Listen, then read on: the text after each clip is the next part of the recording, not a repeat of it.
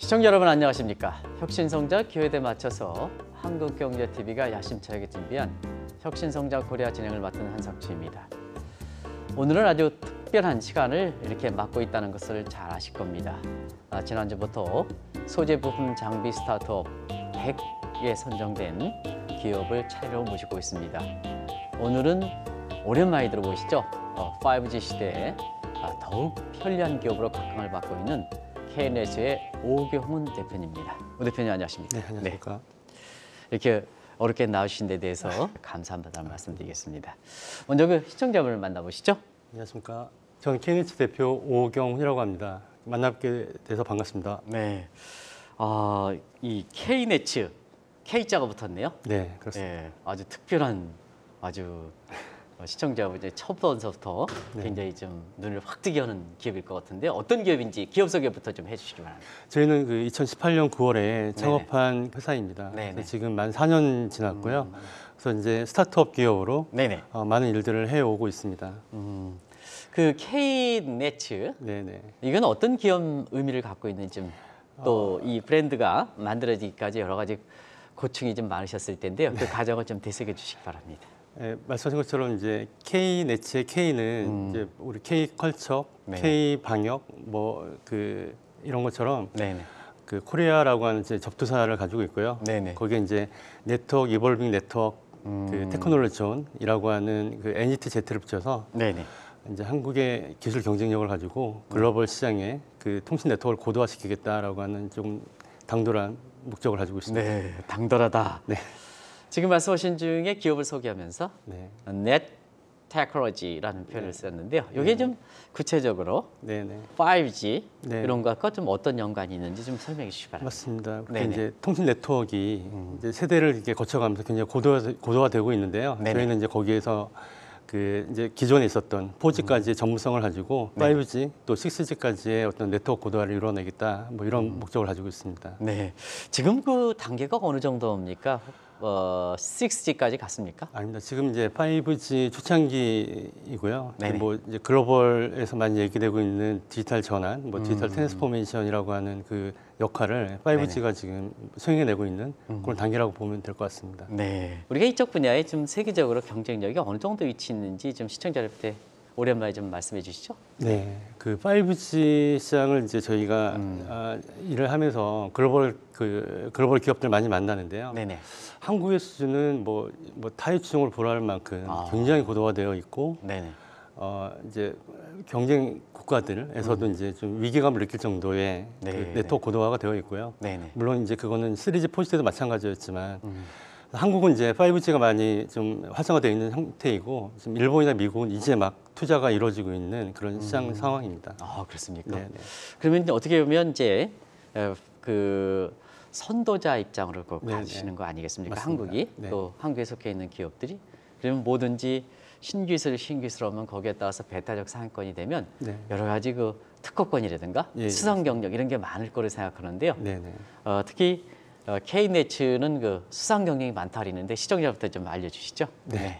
저희는 이제 그 다양한 특허를 이제 4년 차이지만 네네. 특허 5건, 그다음에 특허 출원은 한 6건, 상표 등록까지 해서 한 6건 가지고 있고요. 네네.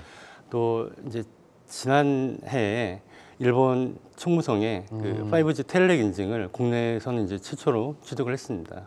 그 쉽지 않은데요, 총무성에? 네, 맞습니다. 예, 예. 저희가 굉장히 좀 까다롭다라고 알려진 총무성에 이제 저희 5G ICS 릴레이 시스템을 그 인증을 받으면서 네네. 굉장히 까다롭게 그 검수를 받았고요. 네네. 또 다행히 결과적으로는 이제 성공적으로 인증을 완료를 했습니다. 시청자 여러분, 이 대목이 굉장히 중요한 거는 2019년에 일본이 한국에 대해서 반도체 핵심 맞습니다. 3부품에 대해서 규제를 해서 한국의 기술에 대해서는 일본에서 인증받는 게 아주 드문 일이거든요. 네, 맞습니다. 그런 각도에서 이렇게 보면 다른 것을 설명하지 않더라도 이렇게 K-네츠의 모든 것을 설명해 준다. 제 개인적으로는 이렇게 그렇게 생각합니다.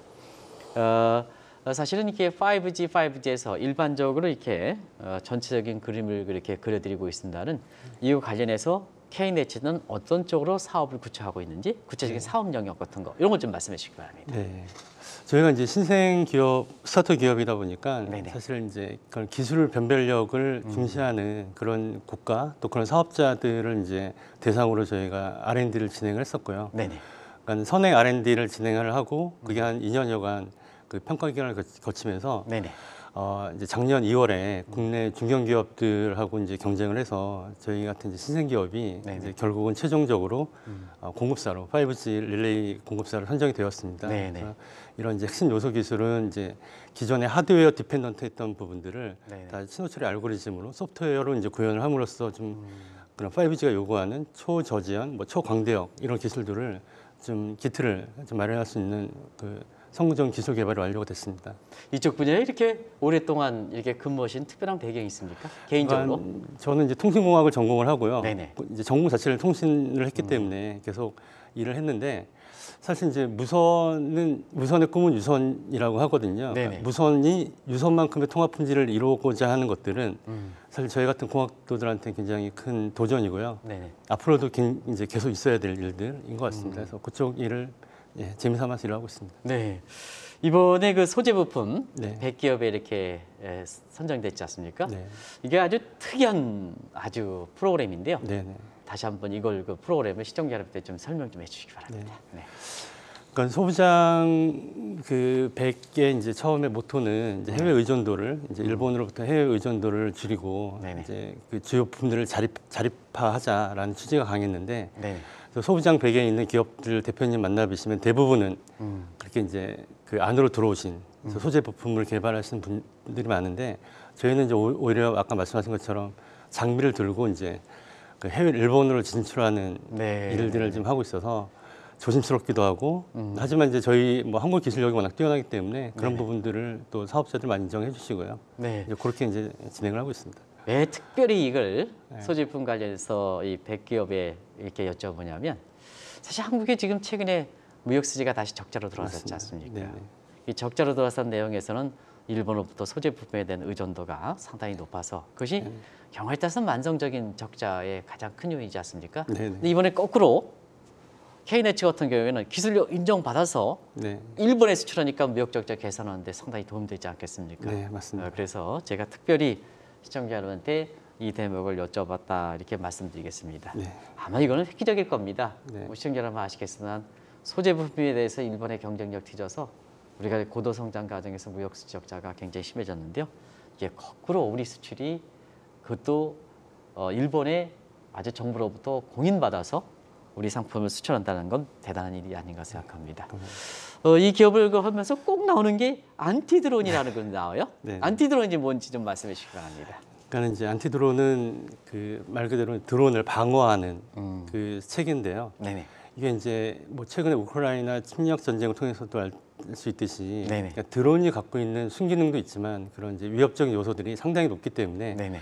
이거를 이제 국가적인 차원에서 방어를 해야 되겠다라는 요구들이 좀 많이 있었습니다. 네. 이제 거기에 대한 저희가 R&D를 좀 진행을 했었고요. 네네. 그에 대한 솔루션을 좀 보유하고 있는 그런 상황입니다. 이거 갈수록 중요한 거 아니겠습니까? 네, 맞습니다.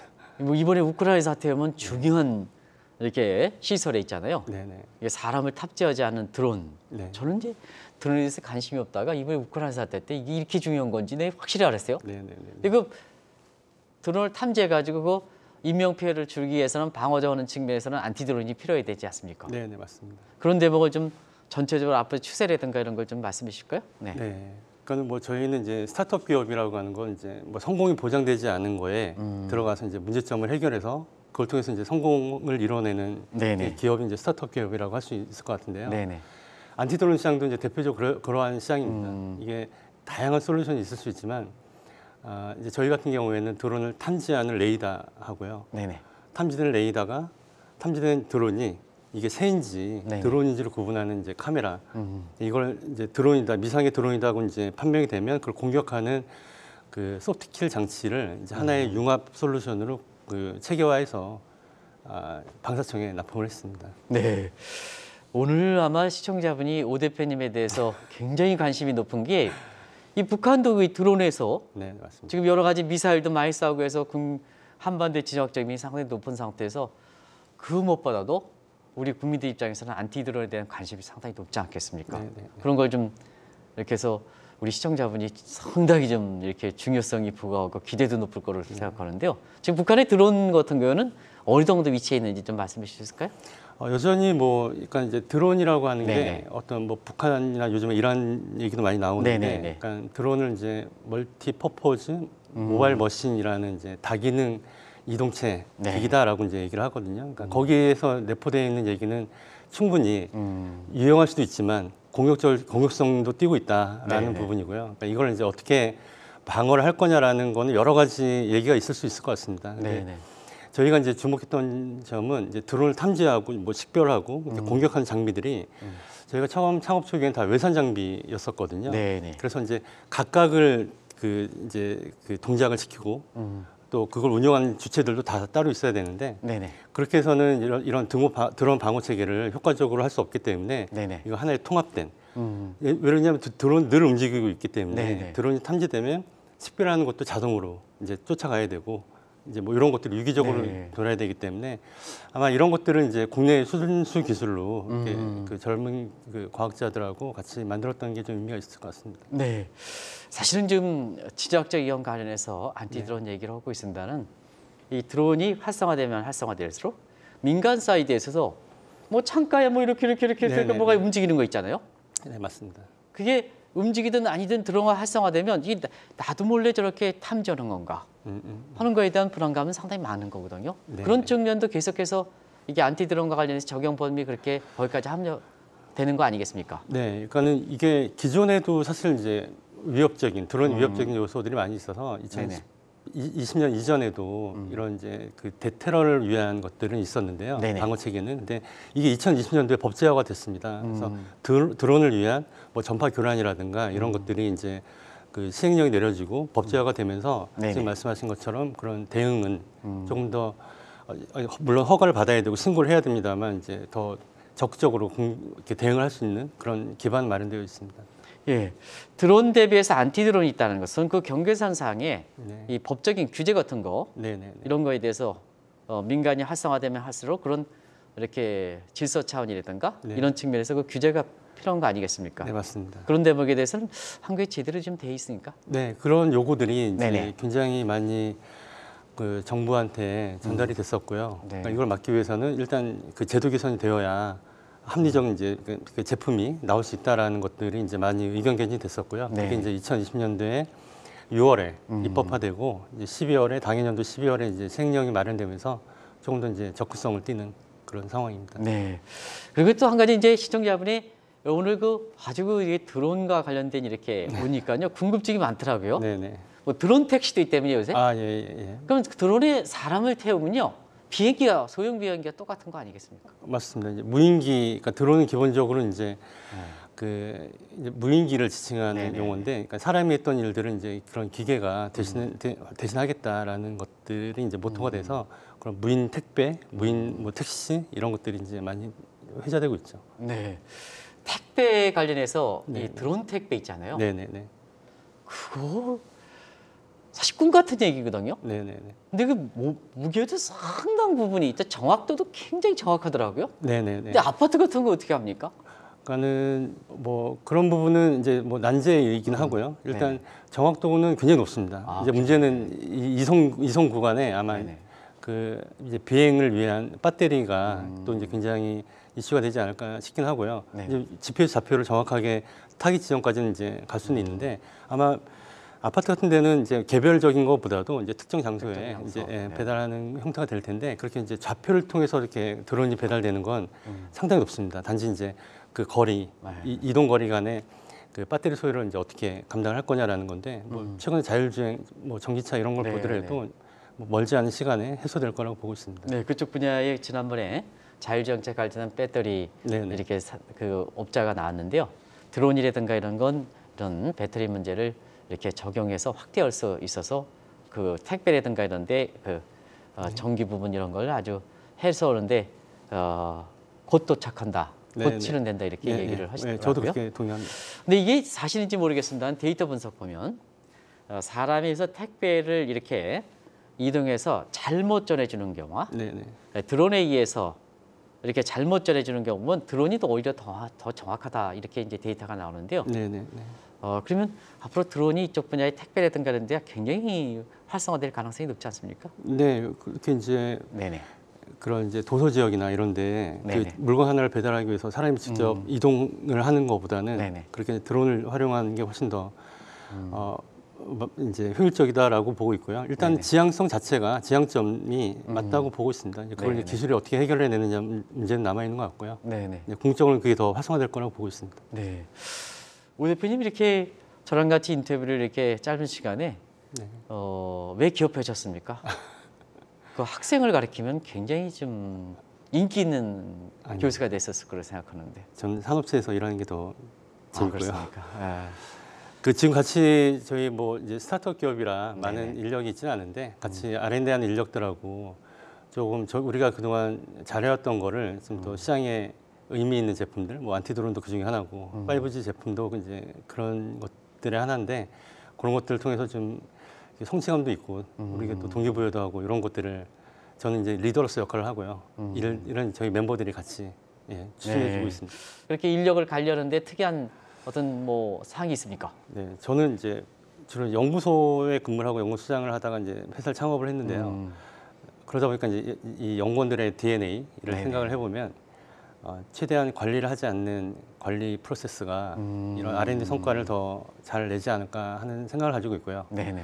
그래서 뭐 지금 복지는 뭐 스타트업 기업이라 많지 않은데 그 탄력 근무제를 네네. 시행을 하고 있습니다. 그래서 좀 자율스럽게 일을 할 수 있는 공간을 마련해주고 거기서 이제 성과가 나온 이런 이제 오늘 설명드렸던 이런 성과들이 다 그런 연구원들이 좀 자부심을 가질 수 있게 하는 쪽으로 이렇게 운영을 하고 있습니다. 안티드론 솔루션이 좀 이렇게 시청자분 낯익은 거를 이렇게 보이는데요. 네, 네. 이렇게 좀 납품어 그리면 네. 아무래도 좀 그 눈에 익지 않으면 굉장히 좀 초기 단계에서는 좀 어려움이 있었지 않습니까? 네, 네. 그 어떤 그런 그 납품 후에 크고 작은 변화라든가 이런 걸 네. 좀 말씀해 주시기 바랍니다. 네, 저희도 이제 그 민간 기업 대상으로 이제 통신 네. 제품들을 납품하고 하는 이제 프로세스하고 그런 경험들을 갖고 있었는데 이런 이제 국가 주요 시설이라든가 정부기관에 납품하는 또 프로세스는 굉장히 까다롭더라고요. 그 인증 과정도 굉장히 그렇죠. 어렵고요. 근데 어쨌든 저희가 갖고 있는 그 솔루션들을 워낙 그 사회에서 필요로 했고요. 또 많이들 이렇게 인정을 해주셔갖고 좋게 평가를 받았습니다. 네. 사실 그 일본 네. 이렇게 총무성에서 기술 인증 분야에 대해서 이렇게 했습니다는 또 5G 관련돼서 일본의 계약권도 그저 크게 있다면요. 그것도 네. 좀 말씀해 주시기 바랍니다. 그러니까는 저희가 이제 그 창업한 후에 그 계속 R&D를 선행 R&D 5G 관련된 걸 진행을 하고요. 그 일본의 2위 이동통신 사업자 KDDI 그 5G 네네. 관련된 제품들을 선행 R&D 개발해서 이제 2021년 2월에 저희가 공급사로 5G ICS 릴레이 공급사로 선정이 돼서 이제 올해부터 본격적으로 매출이 좀 진행되고 있습니다. 네. 사실은 그 우리가 이런 기업들 소재 부품 관련돼서는 네. 이렇게 경우에 따라서는 그 스타트업 또 중소기업 초기에서는 매출 관계를 쉽게 물어보지 않거든요. 네네네. 여러 가지로 있기 때문에 네네. 또 그 특유의 성격 때문에 초기에는 매출이 많이 일어나지 않지 않습니까? 네, 맞습니다. 근데 과감하게 제가 여쭤보겠습니다. 아까 그 구매의 반응이라든가 일본의 그렇게 성사 계획 이런 걸 볼 때는 다 매출로 나타날 거로 생각하는데요. 매출 부분을 좀 말씀해 주실까요? 네, 저희는 이제 창업 당해년도에 뭐 2억 매출을 하고요. 그다음에 2019년도에는 16억, 그다음에 2019년도에는 2019년도에 6억, 2020년도에 16억, 그다음에 작년에 이제 42억 매출을 올렸고요. 이제 올해는 그보다는 좀 더 한 1.78배 매출을 올릴 거라고 보는데 사실 이제 반도체 이슈가 이제 글로벌 수급 문제가 발생하면서 네네네. 저희가 예상했던 매출엔 도달하지 못하는데 어쨌든 계속 작년 기준으로 170% CAGR 연평균 성장률을 가지고 있고요. 네네. 앞으로도 올해 내년엔 더 성장할 것으로 보고 있습니다. 사실은 그 지금 소재 부품 다른 데 이렇게 보면 유망한 기업이라 하더라도 매출의 그 신장 속도로 보면 말이 뛰는 식으로 갤로핑으로 이렇게 가는데 네네. 특이하게 네네. 어떤 그 K넷의 그 기술력 같은 거 이런 걸 좀 그 시청자들 다시 한번 좀 말씀해 주실까요? 네네. 그러니까 저희는 그 이제 신호수 처리 알고리즘이 이제 핵심 요소 기술을 갖고 있고요. 네네. 그러니까 이 기술은 기존에 하드웨어 기반의 그 구성들을 이제 소프트웨어로 다 대체하고 거기에 이제 알고리즘을 통해서 구현함으로써 이렇게 좀 더 경제적이고 네네. 좀 더 이렇게 기술 차별성을 갖고 있는 그런 제품들을 위주로 제품을 개발하고 네네. 이제 공급사한테 제품을 공급하고 있습니다. 그러면 우리가 보면 이제 항상 앞서 나가는 기업들이 어려운 것은 뭐든지 이렇게 거친 숲을 이렇게 풀어나가는 거기 때문에 네. 아무래도 그 기업을 할 때는 정책 당국과 많이 좀 이렇게 네. 있지 않습니까? 좀 이런 그 기술 선도력, 그러나 반드시 소제품과처럼 필수 분야 네. 이런 측면에서 역사는 오래됐지만 정책 당국에서 기업에 대해서 특히 스타트업에 대해서 우호적이지 못한 부분이 있거든요. 네네. 그런 점을 좀 한번 차제 말씀해 주실까요? 네. 네네. 그러니까는 그 스타트업을 하면서 저희는 이제 뭐 도움을 많이 받은 케이스이기도 한데요. 가장 이제 어려운 게 역시 인력난입니다. 그 신규 인력들이 영입되지 않으면서 네네. 이제 그런 그 사람에 대한 인력난이 좀 많이 어려움이 있고요. 그런 것들이 이제 정부에서 우리 이제 정보통신이 한국이 워낙 발달되어 있지만 이제 또 뒤에서 쫓아온 나라들도 있고 네네. 그래서 이런 이제 그 어떤 패권을 우리도 유지할 수 있게 그런 지원 정책이 좀 많았으면 좋겠고요. 특히 이제 신규 인력에 대한 어떤 중소기업으로의 유입 정책들이 좀 절실한 상황입니다. K네츠가 생각하는 정보통신의 미래 네. 이런 거 좀 막연하지만 좀 말씀해 주실까요? 네네. 네. 사실 이 모든 것 우리 안티 드론 또 5G 이런 것들이 네네.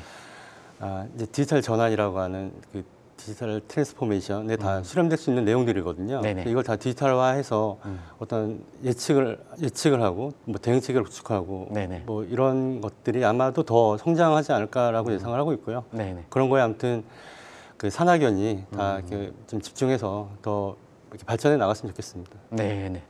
사실 그 5G 같은 경우에는 사회적으로 보면 그 기업뿐만 아니라 사회적으로 전파하는 외부 효과가 상당히 크지 않습니까? 네네네.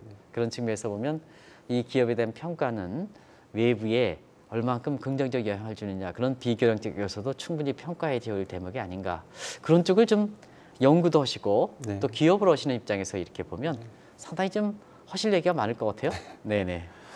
그러니까 저희도 이제 그 뭐 앞만 보고 달려오다가 네네. 이제부터는 본격적으로 저희가 이제 VC 분들 많이 만나 뵙고 저희 회사 IR을 많이 하고 있는데요. 네네. 뭐 많이 좋게들 봐주셔갖고 네네. 좀 감사하게 생각을 하고 있는 상황인데 저희 같은 회사들은 이제 R&D 기반이 좀 이렇게 그 육성될 수 있는 외부 자금들 이런 네네. 것들이 있다 그러면 조금 더 수월하고 더 많은 결과들을 만들어낼 수 있지 않을까 그렇게 생각을 하고 있습니다. 네. 이 소재부처럼 이 엑스터널 이펙트 외부 경제 효과가 큰 데 있어서는 요 기업만 따지면 이게 사회적으로 기여하는 부분에 대한 가치 평가 안 이루어지거든요. 네. 그까지 좀 이렇게 이루어지면 소재 부품에 대해서 이렇게 벤처 캐피탈리스트의 그 어떤 긍정 평가하고 자금도 많이 뿌려지지 않겠느냐. 많이 이거 노력하고 이 프로그램의 소재 부품 100개 프로그램이 돼 있는 것도 아마 그런 측면이 큰 목적 중에 하나입니다. 네, 맞습니다. 네. 그런 측면에서 보면 오늘 VC 분들도 그런 쪽을 좀 이렇게 염두에서 기업 가치를 좀 높게 평가하고 저희도 상당히 노력하도록 하겠습니다. 우리가 이제 일본의 그 기술 인증이라든가 또 상품 계약 관계가 사실은 워낙 중요한 의미를 차지했기 때문에 네. 이렇게 그 다른 나라, 글로벌 러브콜 같은 거 이런 것도 좀 더 물어봐야 될 것 같아요. 네, 네. 그 대목을 좀 말씀해 주시기 바랍니다.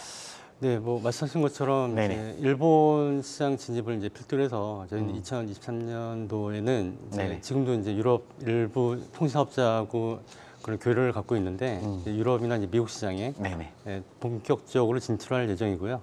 지금 이제 그런 조직을 갖추기 위한 말씀드린 네. 것처럼 이제 VC 투자는 이제 그런 조직을 강화하고 또 시장을 좀 확대하는데 이제 필요한 그런 자금들을 유치하고 있습니다. 네. 지금 시간이 짧게 네. 많이 간 것 같아요. 예, 예. 그래서 제가 질문을 다 하지 못한 부분에 대해서는 시청자를 직접 보시면서 좀 앞으로의 회사 미래라든가 또 제가 이렇게 인터뷰하지 못했던 내용 그런 걸 네. 종합적으로 좀 한번 말씀해 주시기 바랍니다. 네, 뭐 그냥 앞서 서두에 말씀드린 것처럼 그 성공이 불명확한 그 시장에 저희는 계속 도전을 하고 싶고요. 또 그 정부의 이런 지원들을 통해서 또 소부장이 저희가 올해 선정이 됐는데 이런 걸 통해서 좀 더 확대하고 좋은 관련된 시장을 좀 더 이롭게 하는 제품들을 출시할 수 있도록 노력하겠습니다. 네. 네, 감사합니다. 오늘 이렇게 어렵게 나와주신 데 대해서 다시 한번 감사하다는 말씀드리고요. 한국 경제 전체 발전에서 꼭 더 일조월장하셔야 됩니다. 네, 감사합니다. 네, 그렇습니다. 아마 시청자 여러분께 내년에 미국에서 열리는 V스대에 K네츠의 오 대표를 모시고 그때의 아마 그때 분위기와 함께 같이 한번 다시 이 혁신성장 코리아에 모실 것을 약속드리겠습니다. 감사합니다. 감사합니다. 네.